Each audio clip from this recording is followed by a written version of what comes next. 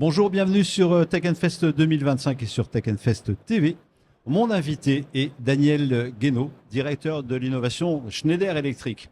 Alors Daniel, vous avez dit au monde des grandes écoles, il m'arrive de lire, qu'un monde plus électrique et plus digital est le chemin le plus court vers la neutralité carbone.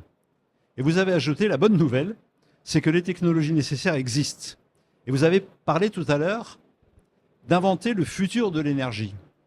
Donc ma question est, quelle est votre stratégie en la matière, Daniel?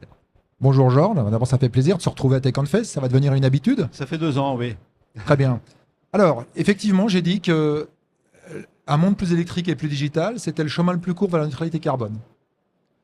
Tout simplement parce que l'électricité est la source d'énergie la plus efficace, mais surtout parce que c'est la source d'énergie c'est la seule qui soit décarbonable dans le temps. Donc électrifier, c'est se mettre dans le sens de l'histoire pour décarboner. Le numérique, le digital, c'est tout simplement parce nous, on aime dire qu'il rend l'invisible visible. Et il est prouvé que si vous avez une compréhension, Georges, de votre consommation énergétique, vous allez la réduire. Okay. Pour faire ça, c'est simple. Vous me parlez de stratégie, il y a 3 leviers. Il y a un levier qui consiste à décarboner la génération, c'est 45% de la solution. Électrifier les usages, bâtiments, transports, process industriels, 30% de la solution. Et faire de l'efficacité énergétique, 25% de la solution. Okay. Faire de l'efficacité énergétique, c'est le plus simple, le plus rapide. Tout est prêt. Vous pouvez commencer demain. Okay. Il s'avère que, en 2024, par exemple, 10% des entreprises du Fortune 500 ont atteint un de leurs 6 objectifs de développement durable. Et vous savez pourquoi? Parce qu'en fait, ce dont on s'est rendu compte, c'est qu'il faut d'abord avoir une vraie stratégie pour une entreprise qui veut décarboner. D'où je pars, où je vais, quels moyens suis-je prêt à mettre? Ensuite, il faut mesurer. C'est là que le numérique est important. Et ensuite, avec ce que je viens de vous expliquer, on décarbone. Alors, vous êtes un groupe mondial, hein, plus de 135 000 personnes dans 100 pays différents.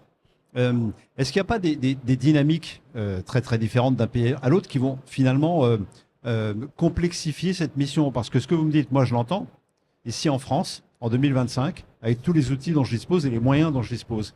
Mais est-ce que ce n'est pas compliqué de convaincre à l'échelle mondiale pour une entreprise comme la vôtre? Alors effectivement, il n'y a pas d'échelle mondiale. C'est un sujet qui est multilocal. D'ailleurs, nous sommes organisés de manière multilocale. Il y a bien longtemps, même si on reste un acteur global, qu'on n'est plus organisé de manière globale.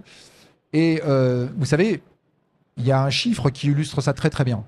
D'ici 2050, il faudra donner accès à l'énergie à 3 milliards de personnes supplémentaires.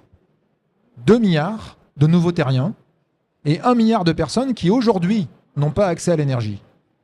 Et évidemment, comme vous l'imaginez, Georges, ces personnes, elles sont majoritairement en Inde, au Moyen-Orient et en Afrique. Okay. Et donc l'équation aujourd'hui qu'il faudrait résoudre, c'est comment on peut sauter une étape, ce que l'Inde d'ailleurs a largement commencé à faire, comment l'électrification dans ces pays-là peut sauter l'étape du fossile et aller directement sur du zéro carbone ou du bas carbone. C'est la question que j'allais vous poser. L'électricité est vertueuse si elle est décarbonée à sa production, bien entendu. Sinon, ça fausse un peu la donne quand même. Oui, alors après, vous savez, je dis toujours, j'ai eu la chance de vivre en Inde. Donc, l'accès à l'électricité, ça reste quand même un besoin primaire. Et donc, là où vous avez raison dans votre première question, c'est que le débat carboné-décarboné, je ne suis pas sûr que les gens qui n'ont pas accès à l'électricité aujourd'hui, ce soit leur priorité. Et nous, on pense justement que notre mission, c'est de faire le meilleur des deux, de concilier le progrès technologique, mais en permettant à chacun d'avoir accès à l'énergie. Alors justement, on a commencé à en parler, hein, Daniel, mais si on devait mapper la planète en termes d'avancée, c'est-à-dire d'accès au réseau électrique, alors je caricature, évidemment, les pays occidentaux ont tous accès à l'électricité, c'est 2-3 milliards, vous l'avez dit, mais à quel point ils en sont? Combien de temps il leur faudra pour arriver, peut-être pas à notre niveau, mais pas loin? Alors, je n'ai pas une réponse précise, mais je pense que ça pourrait aller beaucoup plus vite qu'on ne le pense. D'accord. Alors, le point clé, il est simple, hein, c'est les investissements. Bien sûr. Le point clé, il est simple, c'est les investissements. Alors, dans le reste du monde, vous avez de toute façon des situations très hétérogènes.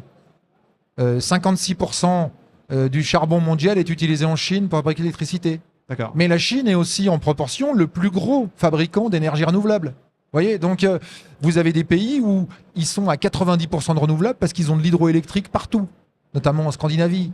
Okay, donc c'est très très hétérogène. Mais Le sujet qui doit vraiment capter notre attention, c'est l'accès à l'énergie. Et donc, c'est ces 3 milliards de personnes. Et je le redis, 1 milliard de personnes aujourd'hui n'a pas accès à l'énergie dans le monde. Et finalement, on se rend compte que l'énergie devient ce qui manque.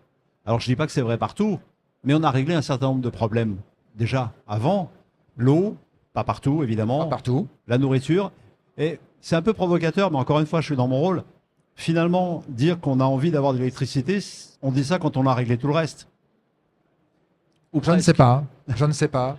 Vous savez, je repense à ce que Schneider Electric a démarré il y a 20 ans en Inde. Permettre à un foyer indien d'avoir un frigo et de la lumière. Vous voyez, par exemple, la lumière dans un foyer, c'est une scolarité qui peut avoir lieu de manière normale. Ouais. Donc il y a plein de choses auxquelles nous, on ne pense pas. Okay, mais il suffit de vivre dans ces pays-là et d'avoir des coupures de courant régulièrement pour se dire bah, Oui. c'est une richesse incroyable.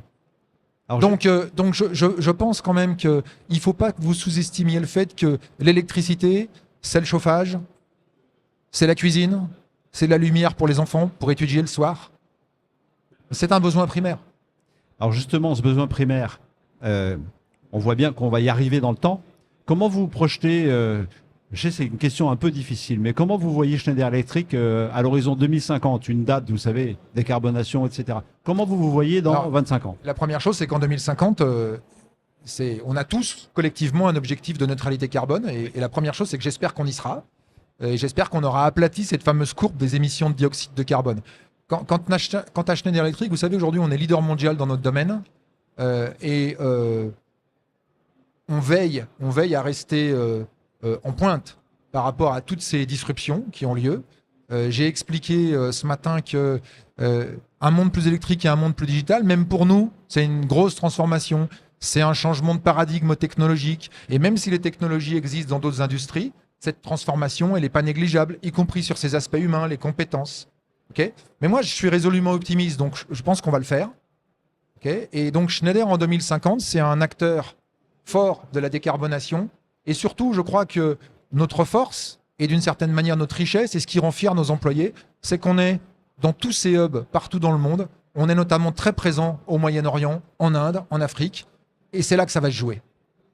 Daniel Guénaud, je vous remercie. Je vous remercie, Georges. Et à l'année prochaine. À l'année prochaine, avec Super. plaisir. Et Merci. merci à vous de nous avoir suivis.